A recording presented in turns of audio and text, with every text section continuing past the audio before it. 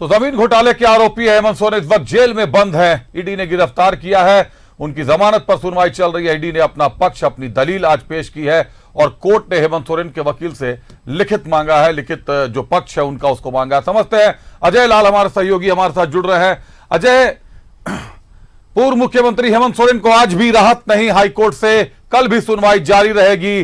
बड़ी खबर है आज की कि सुनवाई कल भी रहेगी, लेकिन ईडी ने कई दलीलें पेश की है। ईडी ने साफ कहा है कोर्ट को कि हेमंत सोरेन का उक्त जमीन पर कब्जा था। यह जमीन के केयरटेकर संतोष मुंडा ने भी बयान दिया है और अभिषेक प्रसाद पिंटू ने भी ईडी को यह बयान दिया है कि हेमंत सोरेन के निर्देश पर उसने सीआई भानु प्रसाद को सर्वे के लिए कहा था। अजय,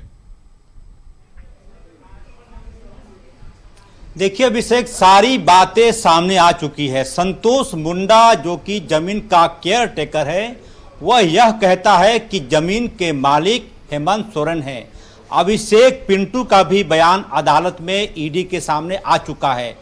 आप उस जमीन का जब भौतिक सत्यापन करेंगे तो ये अमूमन आपको साफ दिखाई पड़ेगा कि किसी साधारण व्यक्ति के लिए ये असंभव सा चीज है कि उतनी बड़ी जमीन यदि उस पर फ्लैट बनाया जाए और उसको आप गिनना शुरू करेंगे तो कम से कम 15 से 16 ब्लॉक में वहां पर फ्लैट बनाए जा सकते हैं। ये कोई साधारण व्यक्ति तो कर नहीं सकता। जाहिर सी बात है किसी बड़े शख्स की इसमें संलिप्तता है। विनोद, उसमें बैंक्वेट हॉल बनाया जा रहा था। आप अमूमन कोई आम आदमी 5 डिसमिल जमीन खरीदता है और उस पर यदि वो मकान बनाता है तो कम से कम उसे 60, 70, 80 लाख रुपए की जरूरत पड़ती है।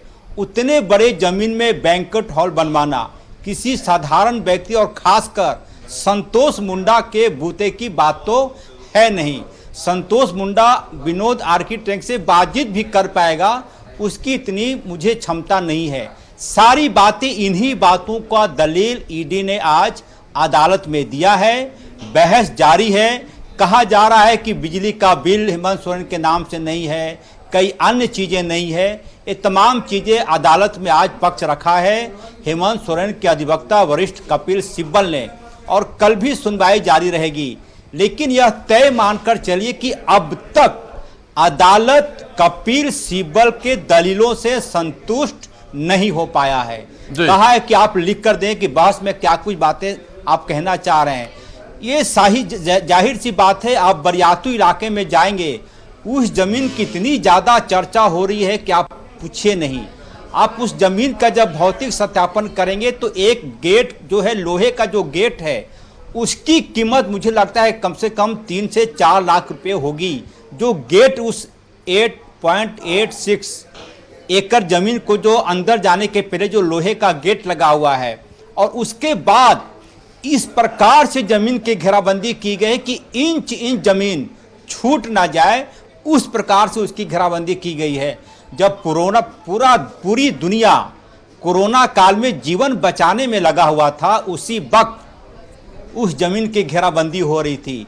कहने को कुछ नहीं रह जाता। सारी चीजें ईडी के सामने है, अदालत के सामने है।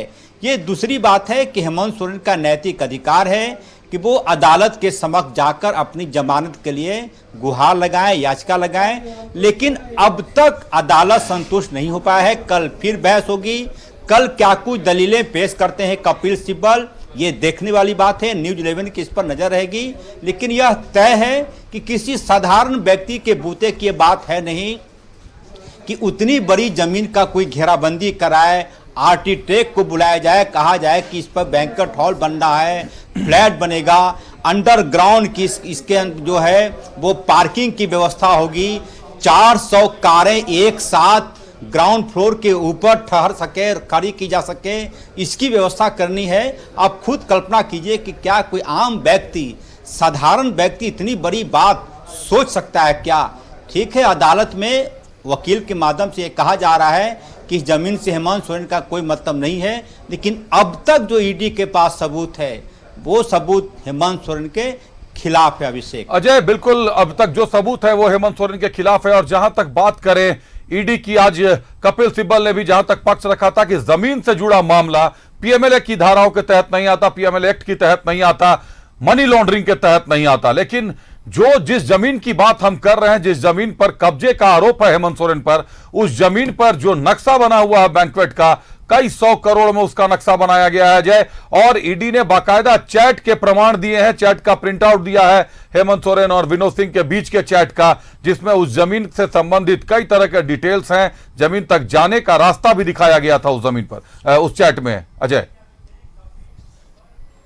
देखिए अभिषेक, कपिल सिब्बल मुझे लगता है कि अदालत में कई ऐसी बातों का जिक्र कर रहे हैं जो कि कायदे से हेमंत सोरेन के खिलाफ ही जाएगा। Prevention of money laundering act का माला वो कह रहे हैं कि इस मामले के तहत कार्रवाई नहीं हो सकती। अदालत पूछ सकता है कि जब इस मामले में कार्रवाई नहीं हो सकती तो आप बताएं कि किस मामले के तहत कार्रवाई की जानी चाहिए। देखिए सवाल यह है कि जमीन हेमंत सोरेन की है या नहीं, इस मामले में सबसे पहले बहस हो रही है। और वो दूसरा तर्क ये दे रहे हैं कि इस मामले में ईडी को कार्रवाई करने का अधिकार नहीं है। जहां तक मेरी समझ है कि यदि आपके पास 2 लाख रुपया है, 5 लाख रुपया है, 10 लाख रुपया है और आप ये मान लिया जाए कि ये पैसों का स्रोत बताने के सक्षम आप नहीं हैं, तो यह माना जाएगा कि ये पैसा काला धन है और वहीं से ईडी का रोल शुरू हो जाता है।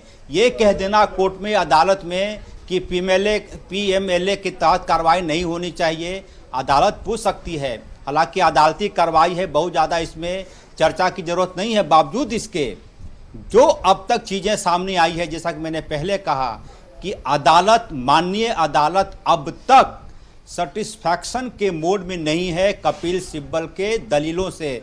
कल फिर दलील पेश की जाएगी, क्या कुछ नया तर्क कपिल सिब्बल लेकर सामने आते हैं ये देखना होगा। न्यूज़ 11 की नज़र रहेगी इस खबर पर। लेकिन फिलहाल अब तक जो हमारी आपसे बातचीत हो रही है, हेमंत सोरेन को राहत नहीं मिली। अभिषेक बिल्कुल अजय, हेमंत सोरेन को अभी तक राहत नहीं मिली है। गंभीर आरोप है, जिस जमीन पर कब्जे का आरोप है वो जमीन दरअसल भूइंहरी जमीन है। भूइंहरी जमीन पर मालिकाना हक किसी का नहीं होता, संबंधित पाहन का होता है।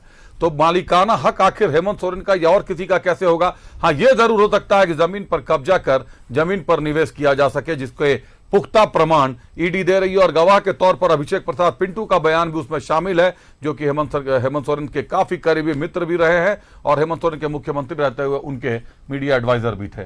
बहरहाल बहुत धन्यवाद अजय हमसे जुड़ने के लिए, तमाम जानकारियों के लिए।